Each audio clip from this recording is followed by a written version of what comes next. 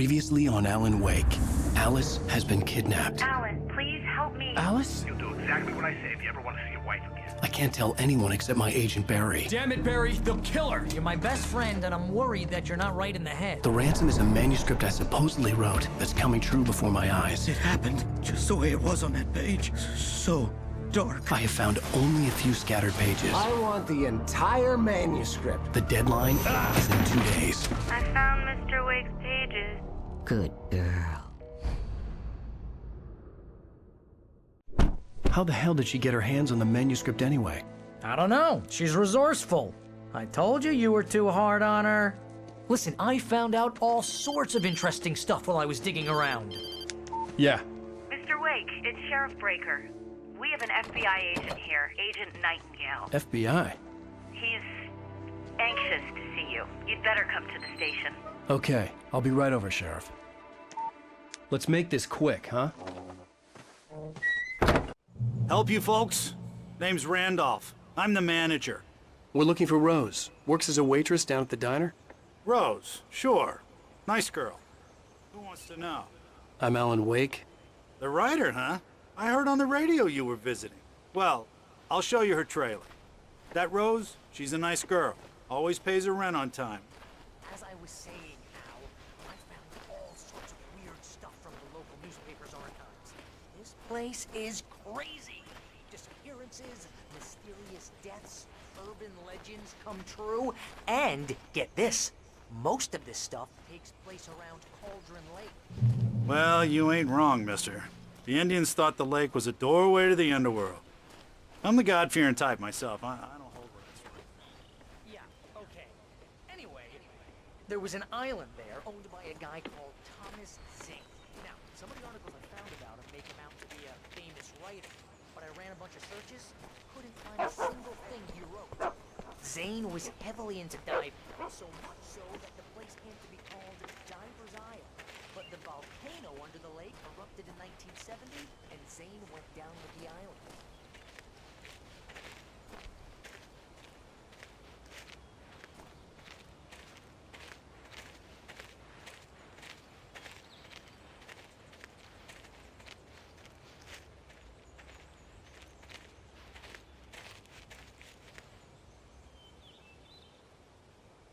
It gets better. A local girl, Barbara Jagger, drowned in Cauldron Lake just a week earlier. They were lovers. Sure, Jagger's a local spook story. The Scratching Hag comes for you in the dark. Childish stuff like that. Anyway, Al, I'm just getting to the best part. All of the articles about this stuff were written by Cynthia Weaver. I asked around, and she's that crazy bag lady you met. What, the lamp lady? She can be a little loopy, but she's not homeless or anything. Yeah, anyway, she knew both Jagger and Zane before they both died, and she had some kind of a breakdown.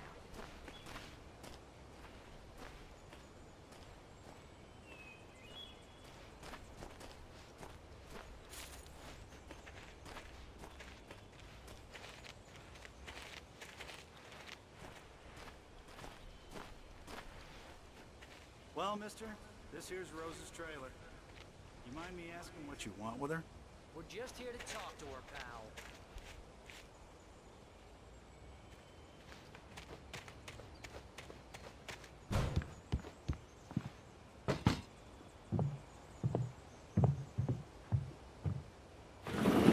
Welcome to... Oh dear. Mr. Wake. I'm so glad you're here. Rose, you have my manuscript? Oh. Oh yes. Yes. Please, come in. Hey, this is really good. Rose, Yes, my manuscript. I really need it. I understand. I know what you need. A muse to inspire you. Oh, for Barry. She doesn't have anything. Yeah, hey, Al. Al, what's... Oh... Barry! What? What?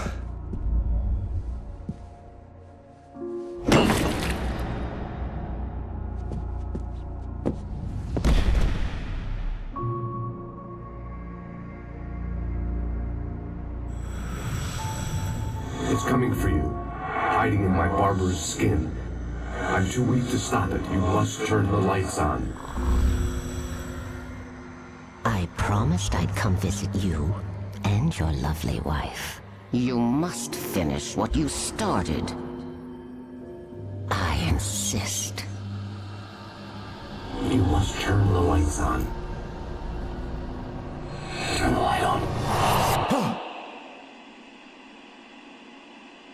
Back to work, boy.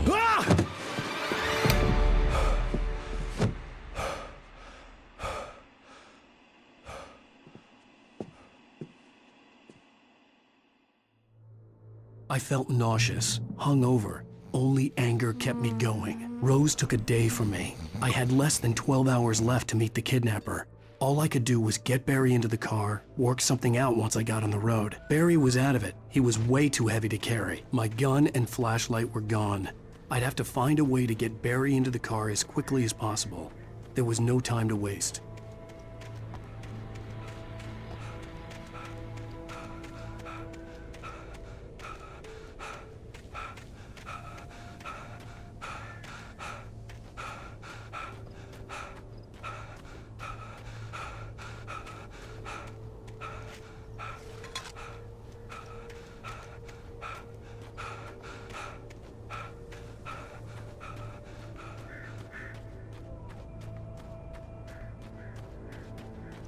Oh, you're gonna get it now. God knows what you've done to that poor girl. This is Agent Nightingale, FBI! Get him up, Hemingway! You're under arrest! You move a muscle, I'll unload right in your goddamn face! Stay right where you are, Spillane!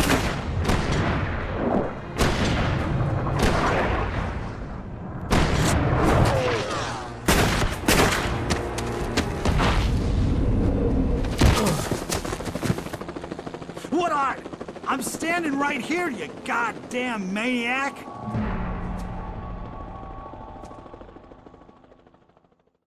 I hated to leave Barry behind, but there was no way I'd miss my appointment with the kidnapper. Give it up, Mr. Wake. Come on.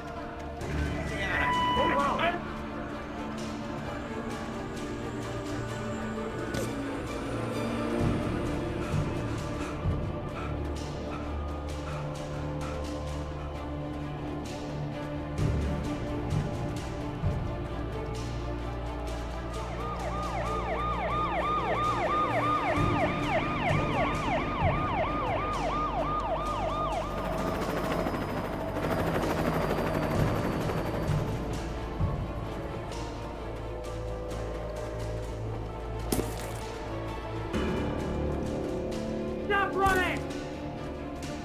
There he goes! Okay, Ben. Keep your eyes peeled. He's gonna try to make it through here. Oh, damn. Whoa! Stop!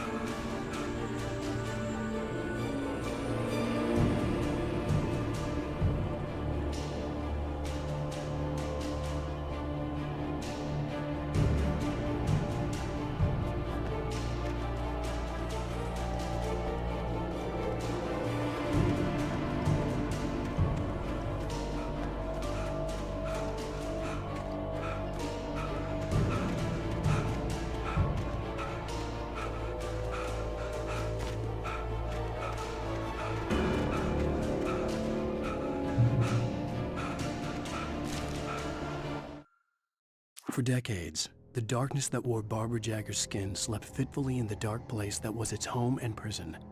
It was hungry and in pain. It dreamed of its nights of glory when the poet's writing had called it from the depths and given it a brief, terrible taste of power and freedom. the rock stars had stirred it from the deep sleep the poet had sunk it back to in the end. When it sensed the...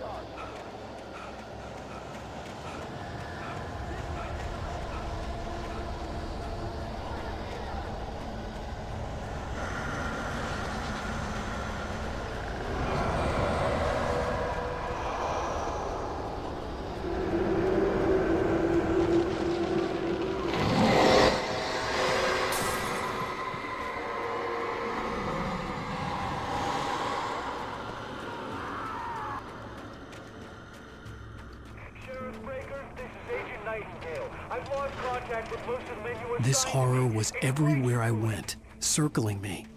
The cops didn't stand a chance. They were after a writer, not a monster.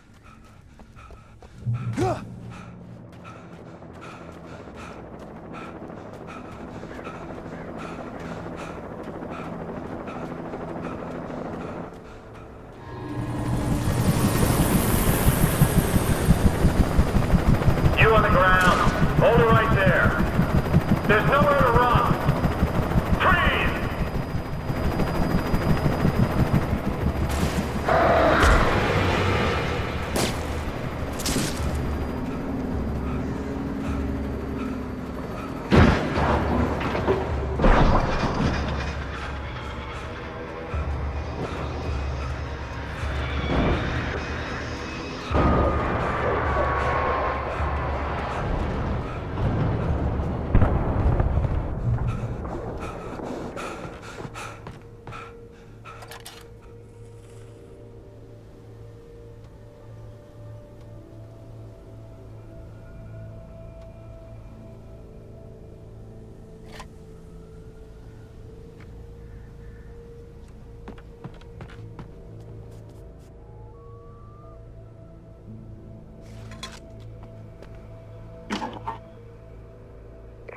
This is James. Mulligan, Thornton, come in. Over. Thornton here. James. Wheeler and Rose in touch.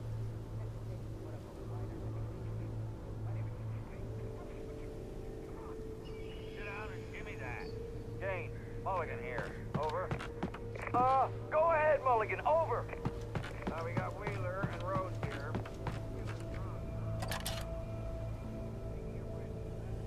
I could see the lights of the radio station in the distance.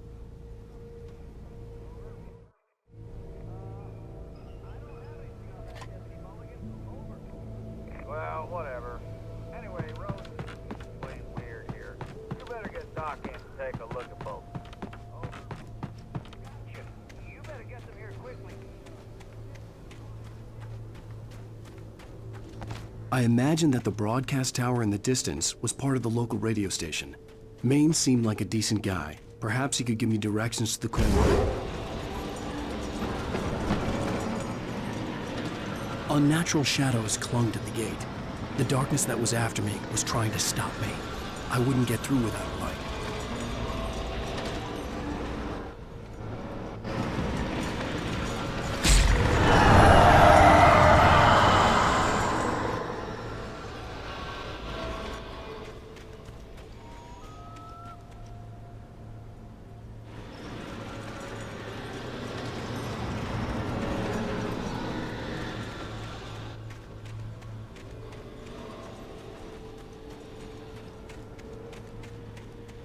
There was no power to the searchlight.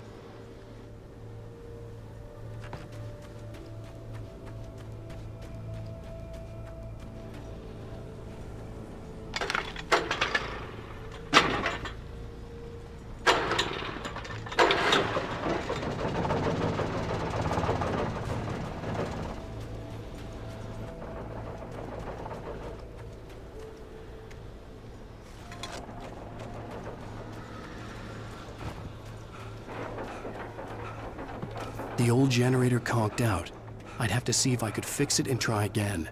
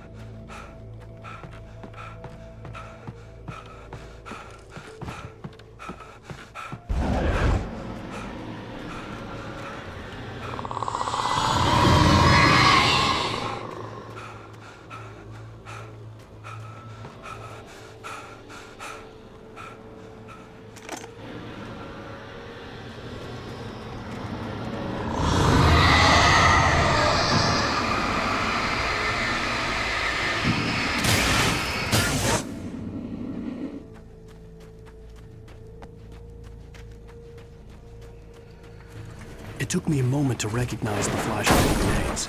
They were an ideal weapon for my situation. Team 1, come in. Over. Team 1, this is Sheriff Breaker. Report. Over.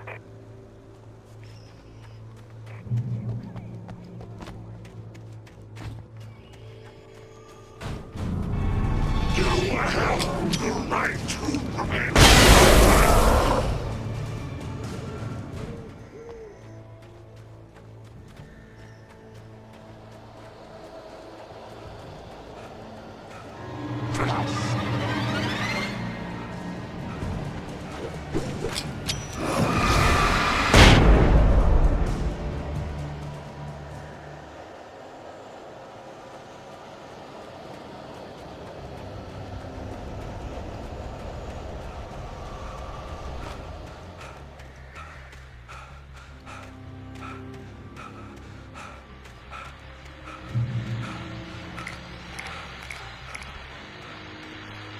And here's another call.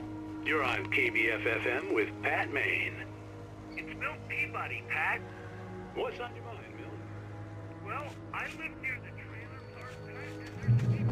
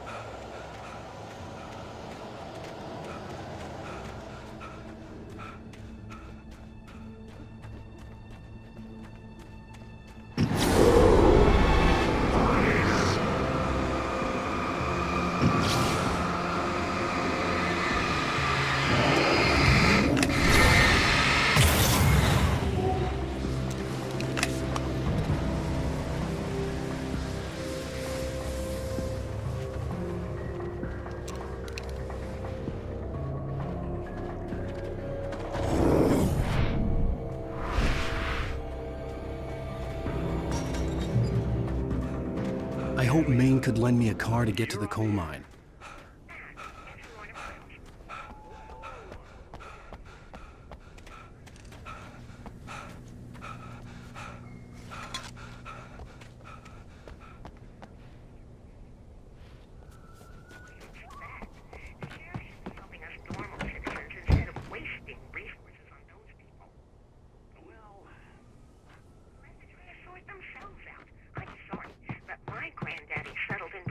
In 1911.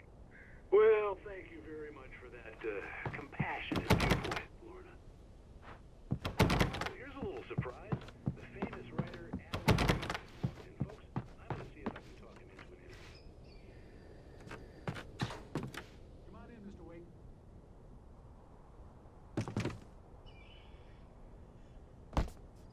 It looks like Mr. Wake is going to need a moment before we can talk, so let me give you a little background while he prepares himself. You've all heard the name, of course. Alan Wake is the author of a very successful series. I had no idea how to get to the coal mine. Maine would know. And I had a feeling I wouldn't get a chance to ask anyone else anytime soon. Oh, I'm so glad you could find the time to do this, Mr. Wake. Nowhere to run now, Dan Brown. You back away from me. Don't hurt. Whoa. Everyone calm down. Put the gun down. We're all friends here, right? Cool your jets, Nightingale. We got him. Judas Priest! What the hell's the matter with you? There's a civilian in there.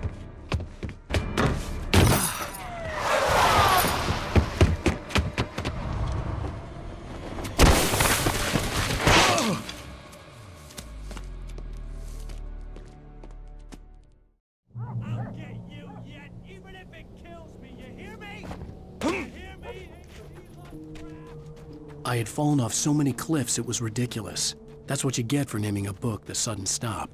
It was probably good I hadn't had the chance to tell Maine where I was going. I'd have to lose the cops and find my own way to the mine.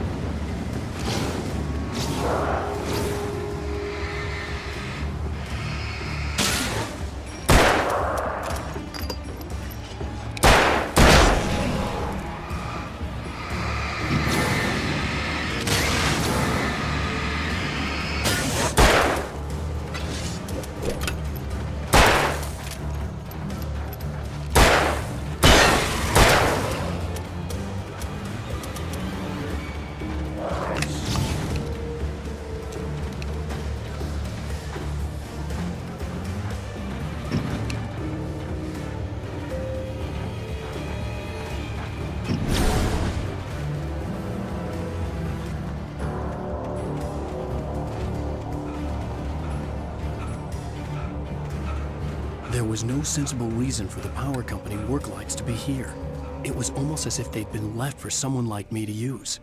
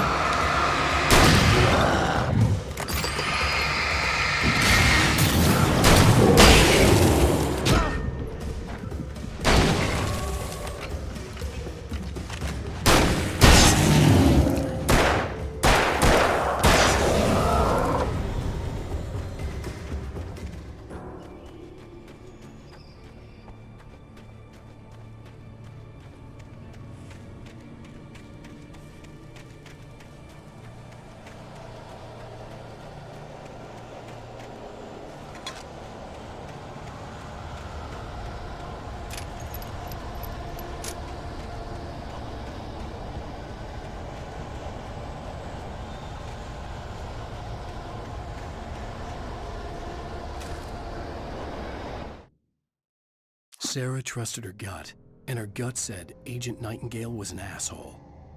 He felt wrong, and it wasn't just the smell of stale booze. It was in the way he flashed his badge, pulled rank, the look in his eyes when he wanted answers. Where was Alan Wake? What was this about an accident? Where was his wife? And most importantly, why did she let Wake go? He wouldn't answer her questions. Federal business was all he'd say.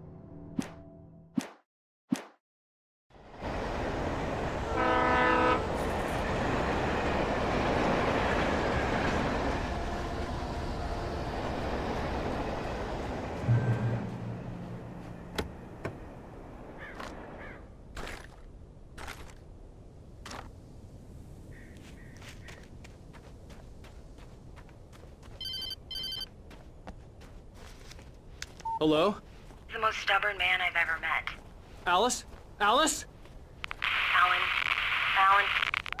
I'm so afraid. Keeps me in the dark. Please help me. I look at you, Alan, and it's not you. Something else.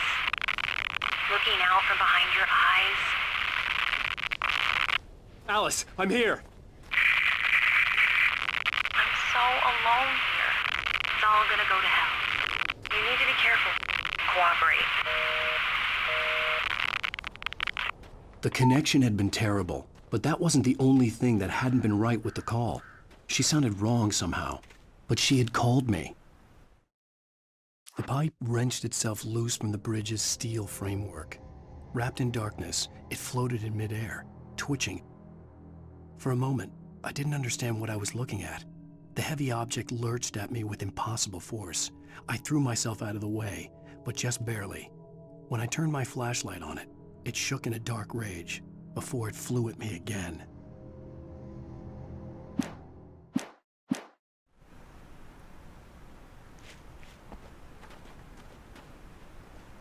I could see a railway bridge up ahead and a warehouse of some sort on the opposite shore.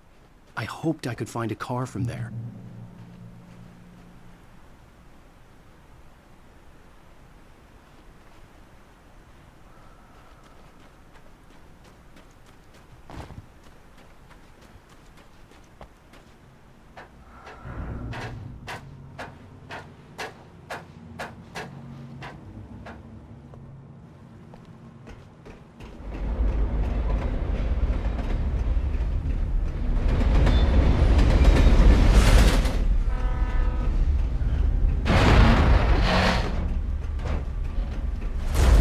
That was pursuing me was growing stronger, and it was taking over everything in its path.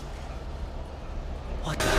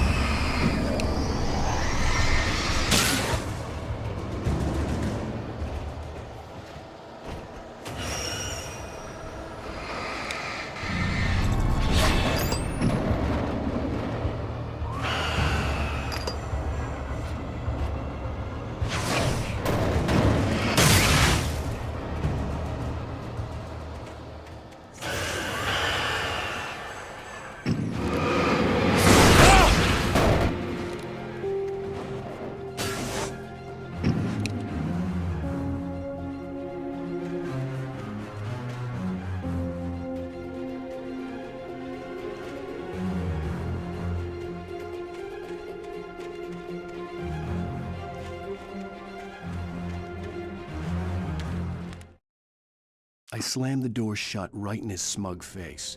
He pleaded for me to open the door. True to form, the asshole actually thought I would obey. I had no sympathy left, no guilt either, not for him. I took a moment to savor the scream. I bet I had a smile on my face. It was all that I had time for. The dark presence was inside the lodge with me.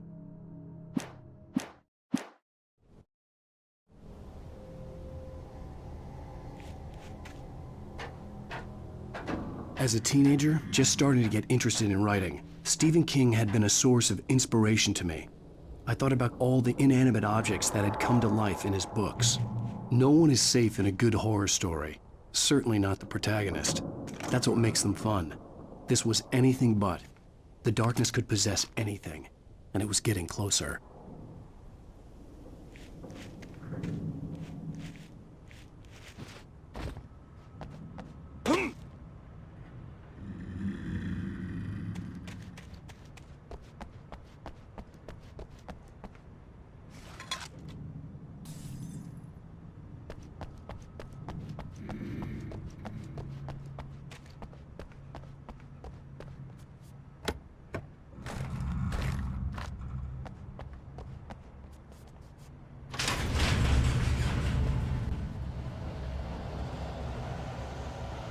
Did you call 911?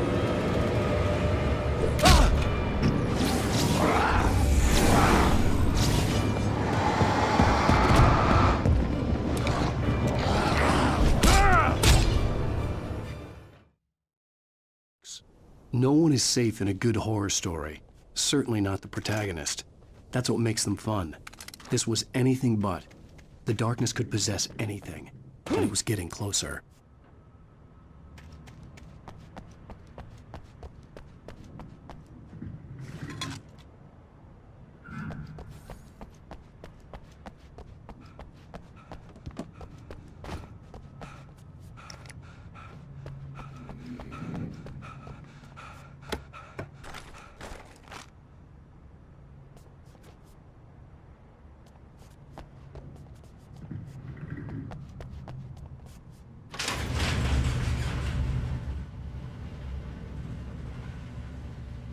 Did you call 911?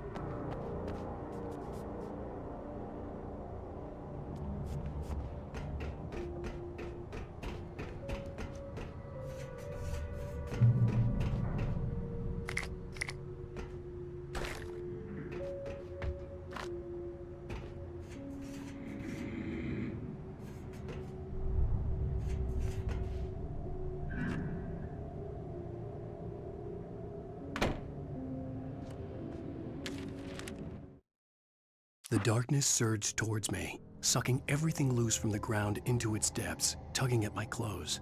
I saw the flare the kidnapper had dropped and threw myself towards it just as I felt my feet leave the ground.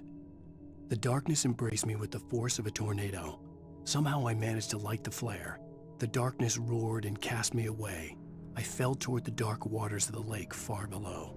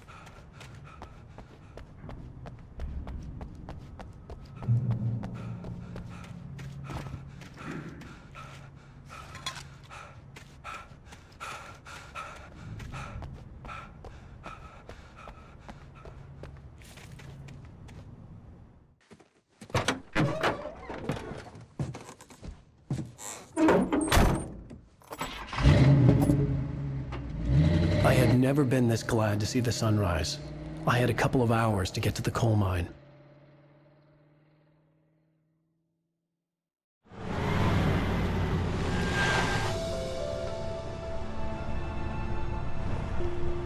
The coal mine wasn't far now.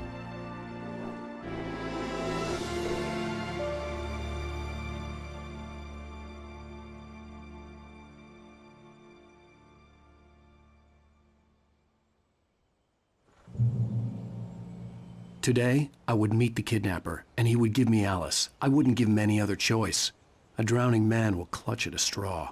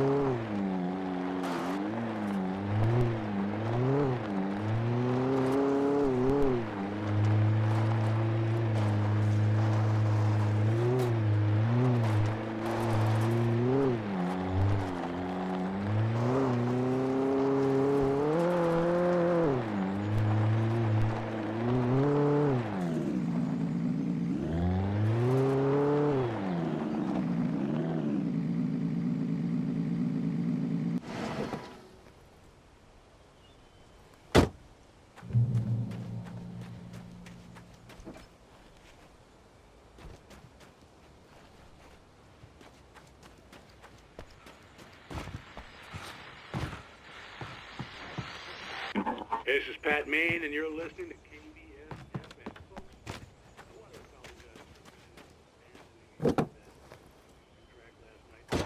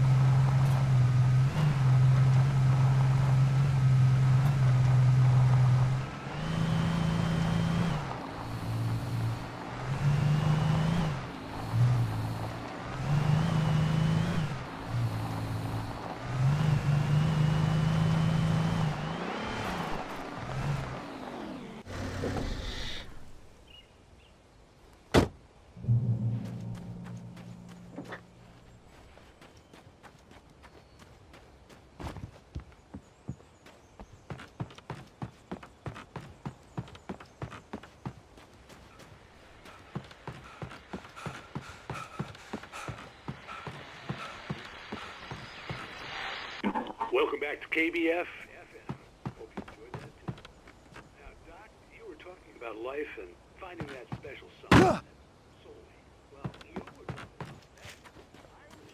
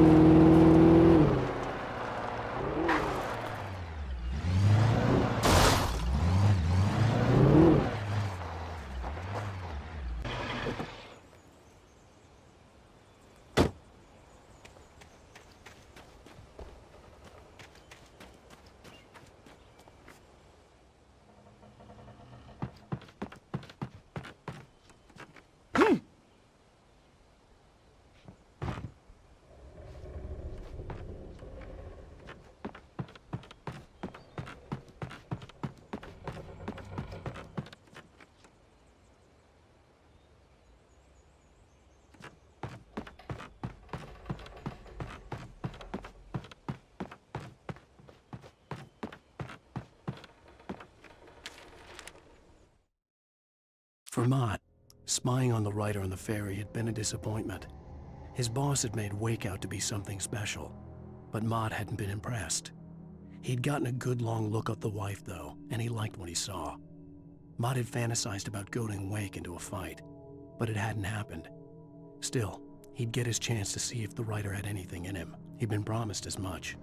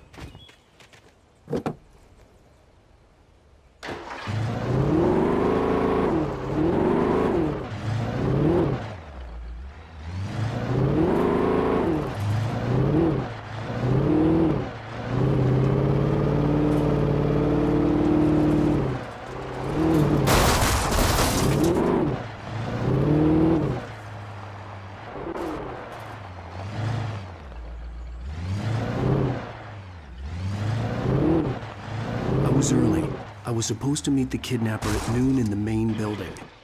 The coal mine was quiet. It was a museum now.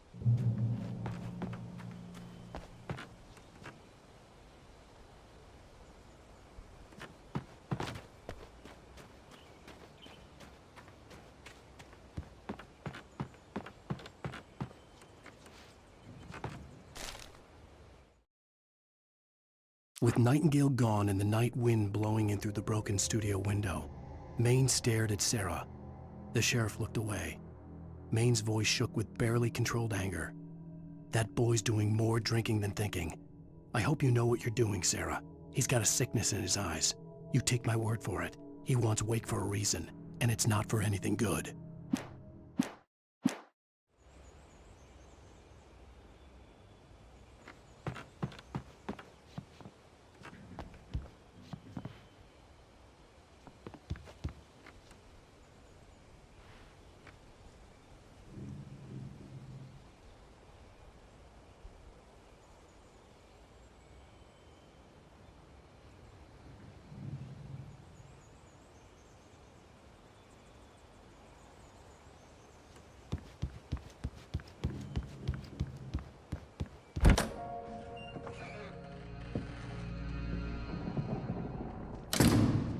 I didn't want to go outside. Cops had to be looking for me. The noon sun turned the place into a sauna. The day dragged on. Different scenarios ran through my mind. Ways of how I'd torture the kidnapper to get Alice back. Or the different horrible things he could have done to her. I imagined her dead. I had no way of knowing she was still alive. It was killing me. I was running on blind hope. It was all a waste of time. The bastard never showed up.